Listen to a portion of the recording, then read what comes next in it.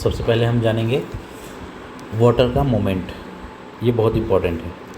तो सबसे moment of water, जो मोमेंट ऑफ वाटर होता है वो हायर वाटर कंसंट्रेशन से लोअर वाटर कंसंट्रेशन की ओर मोमेंट होता है, और low salt concentration to high salt concentration की ओर। तो हम एक डायग्राम की मदद से देखेंगे। एक एरिया है ए, एक एरिया है बी। फर्स्ट वाले जो ब्लू कलर में है वो वाटर है, और जो रेड कलर में है वो सॉल्ट है।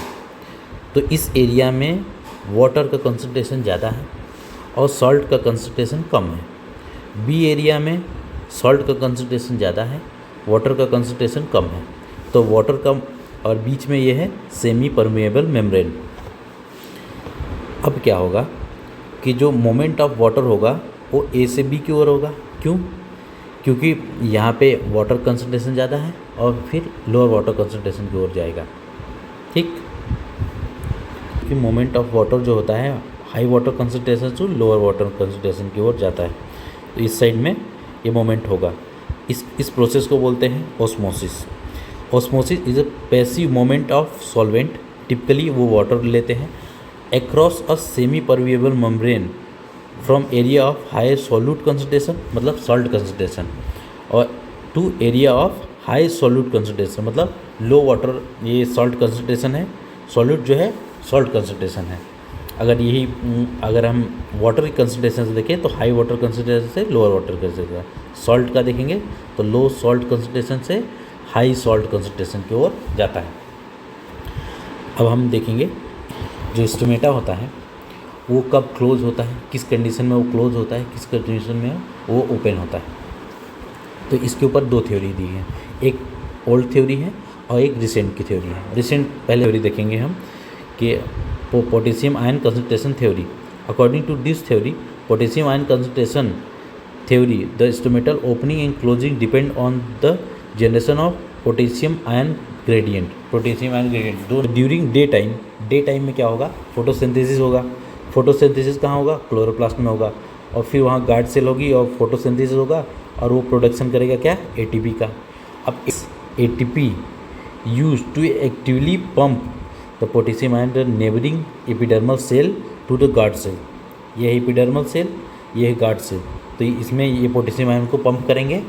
फिर जब पोटेशियम आयन को पंप कर देंगे फिर क्या होगा कि increase potassium ion concentration in the guard cell. इस गार्ड सेल में पोटेशियम आयन का कंसंट्रेशन ज़्यादा हो जाएगा, तो जो वाटर का मोमेंट होगा वो लोअर, इधर पोटेशियम आयन कम हो गया, इधर पोटेशियम आयन ज़्यादा हो गया, तो यहाँ सॉल्ट का कंसंट्रेशन ज़्यादा हो गया तो वाटर मोमेंट इधर हो जाएगा। इसलिए मैंने आपको पहले ऑस्मोसिस पढ़ाया। तो मोमेंट अंदर आ जाएगा तो ये सेल क्या होगी, फूल जाएगी, टर्जिट हो जाएगी, और ये जहाँ पे साल्ट का कंसंट्रेशन ज़्यादा होता है उस एरिया को बोलते हैं हाइपरटोनिक, और जो वहाँ पे फिर ज़्यादा वाटर उसमें नेबरिंग सेल से, एपिडर्मल सेल से उसमें भर जाता है और सेल बिकम टर्जिट और फूल जाती है ड्यू टू इंडोस्मोसिस। अंदर की तरफ हो रहा है, पानी अंदर की तरफ आ रहा है तो ये इंडोस्मोसिस हो रहा है, पानी बाहर जाएगा तो ये होगा एक्सोस्मोसिस। ये अंदर की एंडोस्मोसिस हो गया तो पानी अंदर हो गया तो ये फूल गई तो यहाँ पे स्टोमेटल ओपनिंग खुल गया, open out the more turgid due to endosmosis, they bulge outward the opening out the stomatal pore. The reverse happen at night. Night में क्या है, इसका रिवर्स हो जाता है। तो potassium ion concentration leak out, वो बाहर की तरफ लीक हो जाता है potassium ion concentration, potassium ion, और lead to reduction of turgor guard pressure. Reduction, turgor pressure कम हो जाता है और गार्ड सेल में, और यहाँ से स्टोमेटल पोर्स क्लोज हो जाते हैं। अब यहाँ इधर कंसंट्रेशन साल्ट कंसंट्रेशन ज़्यादा हो जाएगा तो यहाँ से वाटर बाहर निकल आएगा। ये होता है डे टाइम में, ये होता है नाइट में। अब आगे देखेंगे, एक चार्ट की मदद से हम इसको देखते हैं कैसे होता है। Opening and closing of stomata based on the potassium ion exchange theory. इसमें क्या होता है, द फोटोसिंथेसिस पहले फोटोसिंथेसिस होगा, वहाँ से बनेगा एटीपी इन्फ्लक्स होगा। एटीपी क्या करेगा, उसको इन्फ्लक्स करेगा, किसको, पोटेशियम आयन को उसमें गार्ड सेल में भेजेगा। फिर वहाँ गार्ड सेल क्या कर देगी, हाइपरटोनिक कर देगी उस एरिया को, ज़्यादा साल्ट कंसंट्रेशन हो जाएगा फिर उसमें हो जाएगा एंडोस्मोसिस, एंडोस्मोसिस हो जाएगा, उसमें पानी भर जाएगा, फिर स्टोमेटा ओपन हो जाएगा, फिर अगला ये ड्यूरिंग नाइट टाइम का हो गया, फोटोसिंथेसिस स्टॉप हो जाएगा, एटीपी यूटिलाइज हो जाएंगी, फिर इनफ्लक्स हो जाएगा, एक्सफ्लक्स बाहर निकल जाएगा सेल में। तो गार्ड सेल क्या होगा, वो हाइपोटोनिक हो जाएगी, हाइपोटोनिक हो जाएगी तो वो फ्लैसिड हो जाएगी, मतलब सिकुड़ जाएगी, और फिर स्टोमेटा क्लोज हो जाएगा। ठीक है, सेकेंड थ्योरी देखेंगे हम, शुगर कंसंट्रेशन थ्योरी। ये थ्योरी क्या बोलती है, according to the old sugar concentration theory during day time में क्या होता है, कॉर्ड सेल बिगिन फोटोसिंथेसिस होता है, फिर उससे बनता है sugar, during the produce during the process increase the osmotic pressure which drawn water from adjacent cell due to endosmosis. ये बोल रहा है कि जब वहाँ पे फोटोसिंथेसिस होता है उससे ग्लूकोज बनता है, ग्लूकोज बनने के कारण इस प्रोसेस में ऑस्मोसिस होता है और वाटर बाहर से अंदर आ जाता है, किसमें, गार्ड सेल में, और फिर hence the become turgid, guard cell फूल जाएगा तो टर्जिट हो जाएगा और बल्ज आउट हो जाएगा, और फिर स्टोमेटल पोर ओपन हो जाएगा।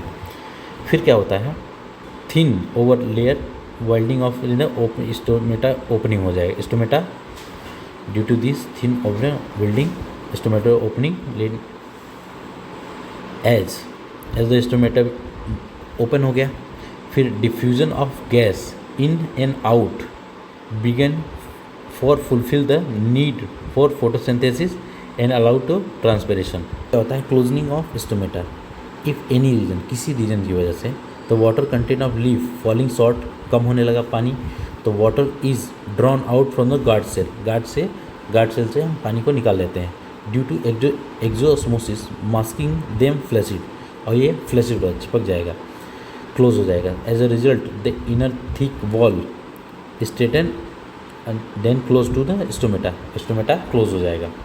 ठीक है, अब आगे हम देखेंगे अगला test, leaf for starch iodine test. Starch iodine test होता है, स्टार्च जो होता है आयोडीन टेस्ट को देता है। अगर स्टार्च जहाँ पे प्रेजेंट होगा उसमें हम आयोडीन मिक्स कर देंगे तो वहाँ वो कलर देता है। कौन सा कलर देता है, ब्लू ब्लैक कलर। तो हम जो कि किसी लीफ में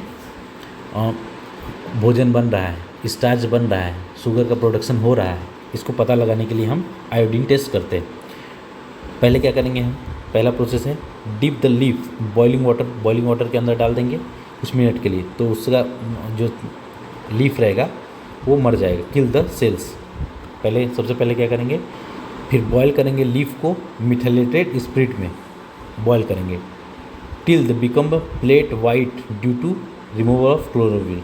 वाइट हो जाएगा जब तक क्लोरोफिल उसको गर्म करेंगे तो क्लोरोफिल बाहर आ जाएगा और फिर वो वाइट कलर का हो जाएगा, पेल वाइट हो जाएगा।